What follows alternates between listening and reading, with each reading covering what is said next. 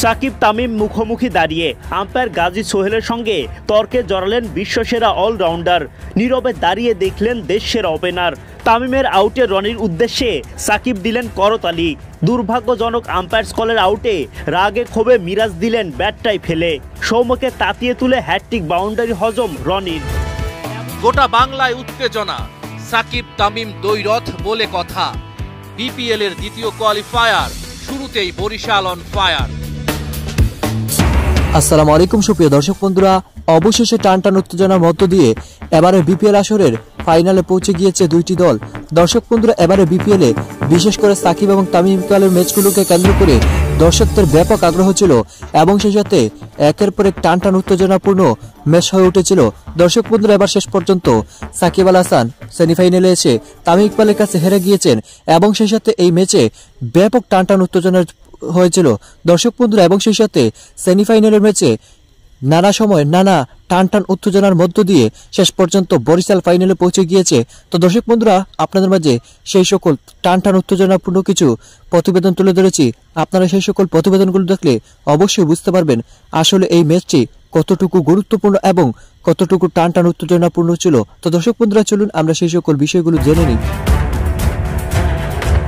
সাকিব তামিম মুখোমুখি দাঁড়িয়ে আম্পায়ার গাজী সোহেলের সঙ্গে তর্কে জড়ালেন বিশ্বসেরা অলরাউন্ডার। নীরবে দাঁড়িয়ে দেখলেন দেশসেরা ওপেনার। তামিমের আউটে রনির উদ্দেশ্যে সাকিব দিলেন করতালি। দুর্ভাগ্যজনক আম্পায়ার্স কলের আউটে রাগে ক্ষোভে মিরাজ দিলেন ব্যাটটাই ফেলে।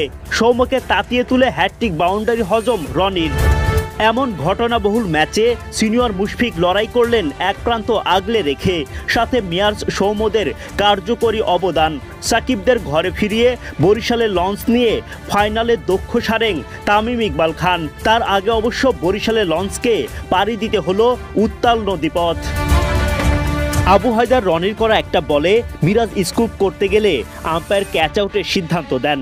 যদিও রিভিউয়ের পর আউটের সিদ্ধান্ত পরিবর্তন করে ওয়াইড ঘোষণা করেন আম্পায়ার গাজী সোহেল। তখন ওয়াইডের সিদ্ধান্ত মানতে না পেরে আম্পায়ারের দিকে তেড়ে যেতে থাকেন সোহান। তর্কে জড়াতে দেখা যায় সাকিবকেও, যদিও তখন তামিম ছিলেন বেশ নীরবই। ওই ওভারে তামিমের নীরবতা ভাঙেন আবু হায়দার রনি। তামিমের উইকেট তুলে নিয়ে রনির বাঁধ ভাঙা উল্লাস। করতালিতে তামিমকে আউট করা রনির মুগ্ধতায় Shakib Al Hasan.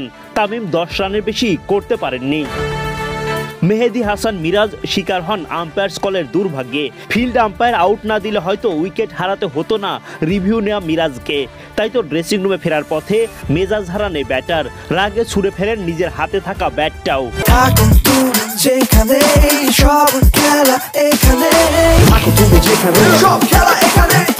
Download T Sports app and enjoy every exciting match of BPL.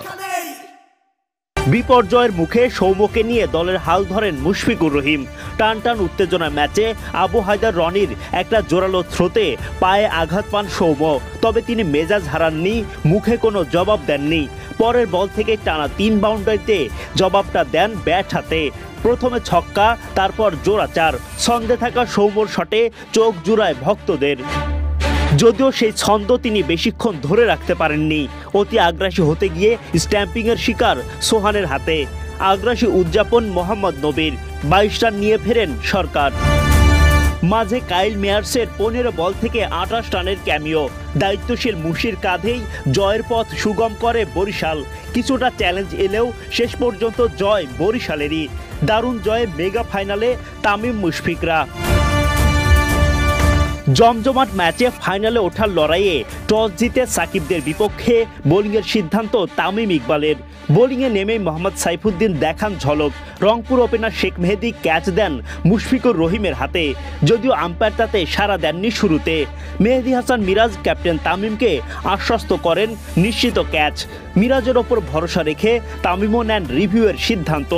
অতীতে রিভিউয়ে ভুল পরামর্শের কারণে সমালোচিত হলেও এবার সফল মিরাজ। তাই তো উইকেট তোলা পেসার সাইফুদ্দিন সবার আগে বুকে জড়িয়ে বন্ধু মিরাজকে জানান ভালোবাসা। এরপর সাইফুদ্দিন স্বীকার করেন ইনিংসের সবচেয়ে আলোচিত উইকেটটা। আগের বলে ইয়র্কারে সাকিবকে পরাস্ত করেন সাইফ। পরের বলে উইকেট ছেড়ে বেরিয়ে বাউন্ডারি হাঁকাতে গেলে সাকিব ধরা পড়েন মুশির হাতে। বাঁধ ভাঙা উল্লাস সাইফুদ্দিনের। আর তামিমের মাঝে এবার কোনো বাড়তি উদযাপন নয়, ঠান্ডা মাথায় দল নিয়ে এগোতে থাকেন পরের উইকেট শিকারে। পরের উইকেট তুলতে খুব একটা সময় নেননি তামিমরা। মেয়ার্স তুলে ফেলেন রনি তালুকদারের উইকেটটা। মিরাজ ভেলকিতে কুপোকাত নিকোলাস পুরান, চোখ ধাঁধানো ক্যাচ সৌম্য সরকারের। উদযাপনে তার অন্যরকম আবহ। ধারাবর্ষ কক্ষ থেকে রমিজ রাজা দেন দুর্দান্ত ক্যাচের খেতাব। আগের ম্যাচে দারুণ ব্যাটিং করা জিমি নিশামকে ইনিংস বড় করার আগেই ফিরতে হয় জেমস ফুলারের শিকার হয়ে। 50-এর আগেই 5 উইকেট হারিয়ে বিপাকে রংপুর রাইডার্স। এরপর নবী সোহানরাও রাইডার্সের ভরসা হতে পারেননি। শেষ দিকে শামীম পাটোয়ারি তোলেন ঝড়। মাত্র 24 বল থেকে সমান 5টি করে 4 ও ছক্কায় পাটোয়ারি করেন অপরাজিত 59 রান। রংপুর পায় 149 রানের চ্যালেঞ্জিং টোটাল। 150 রানের লক্ষ্যে ব্যাটিংয়ে নেমে মুশফিকের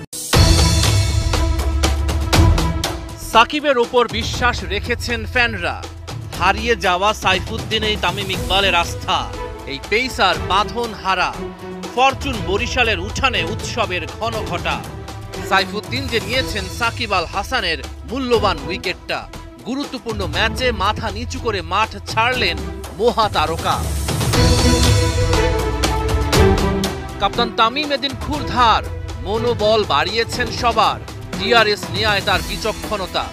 বড় ম্যাচে সাইফুদ্দিন পেয়েছেন ক্যারিয়ারে ঘুরে দাঁড়ানোর আত্মবিশ্বাসটা। গোটা বাংলায় উত্তেজনা। সাকিব তামিম দ্বৈরথ বলে কথা। বিপিএল এর দ্বিতীয় কোয়ালিফায়ার শুরুতেই বরিশাল অন ফায়ার। এক ওভারেই সাইফুদ্দিনের জোড়া ধাক্কা। প্রথমে শেখ মেহেদী, তারপর সাকিব আল হাসানের ফেরা। বরিশাল মাঠে বাস্তবায়ন করেছে পরিকল্পনা। রনি তালুকদারের উইকেট তুলে নেন কাইল মেয়ার্স। ভীষণ চাপে রংপুর রাইডার্স।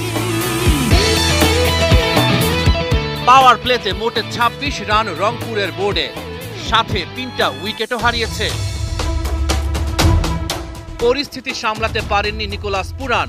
12 বলে ওর ব্যাটে মাত্র 3 রান। জিমি নিশামও বিপদ থেকে রংপুরকে উদ্ধার করতে পারেননি। 28 রানেই আউট তিনি। 15তম ওভারে জেমস ফুলারের জোড়া ধাক্কা। 77 রানেই 7ম উইকেট হারায় রাইডাররা। তো দর্শক বন্ধুরা, আপনারা হয়তো পুরো ভিডিওটি দেখে এবং এই সকল কথাবার্তাগুলো শুনে অবশ্যই বুঝতে পেরেছেন আসলে এবারের বিপিএলে বিশেষ করে সাকিব আল হাসান এবং তামিম ইকবালকে নিয়ে দর্শকদের যেন আগ্রহের কোনো কমতি ছিল না এবং সেই সাথে একের পর এক যেন উৎসবের আমেজ বয়ে উঠেছিল। তো দর্শক বন্ধুরা, আপনারা পুরো ভিডিওটি দেখে এবং সাকিব আল হাসান এবং তামিম ইকবালের এই সকল ম্যাচগুলো দেখে আপনাদের কাছে কেমন লেগেছে এবং সেই সাথে এবারের বিপিএলে আপনাদের কাছে কেমন লেগেছে অবশ্যই কমেন্ট করে জানিয়ে দিবেন। তো দর্শক বন্ধুরা, ভালো থাকুন, সুস্থ থাকুন। আল্লাহ হাফিজ। আসসালাম।